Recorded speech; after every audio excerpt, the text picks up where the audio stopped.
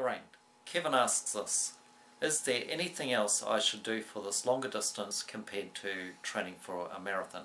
This is a 60-kilometre off-road event.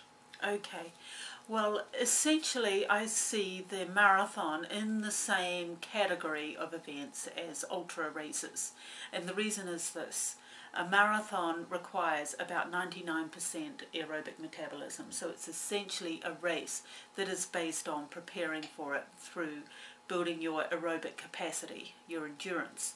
The same is true for anything over that distance. It requires basic aerobic capacity.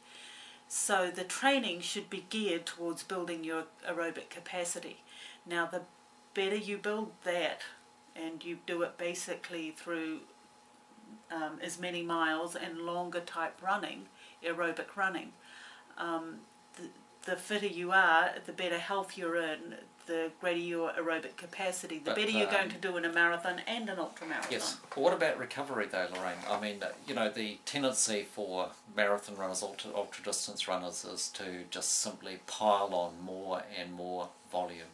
You know, get out and do like the 8-hour runs and running every hour they can find during the week. Yes. Well, which runner is going to run better?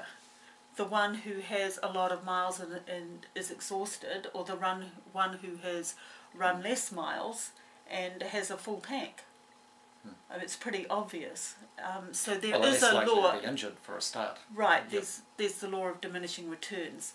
Now that's a good point about injury, because the cardiovascular system responds much more quickly than the musculoskeletal system, and what happens is a runner develops a capacity to go and go and go, but what goes wrong is a sore knee, sore ankle, you know, cartilage, you know, tendons, those areas that don't get very good blood supply.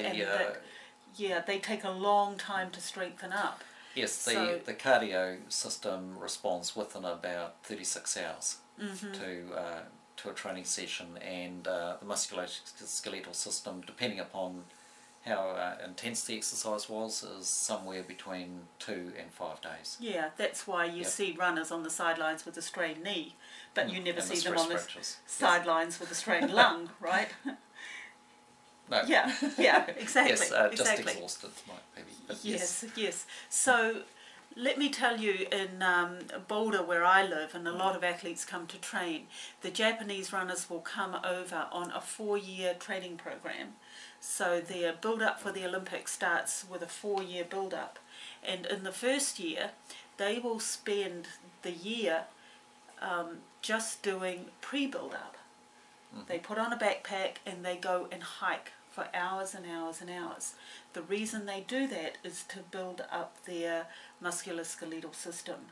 So then they are ready to handle the big miles that will be required of them in the subsequent years. And they do big miles, don't they? They can handle, say, you know, 200 kilometres a week. And these tiny little women running, you know, these mega miles, and they don't break down because they have spent a lot of time preparing the body to be able to take those stresses.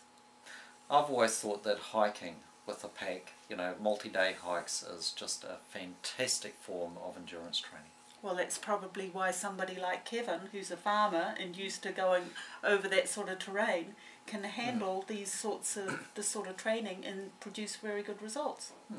Okay, thank you very much, Lorraine. My pleasure.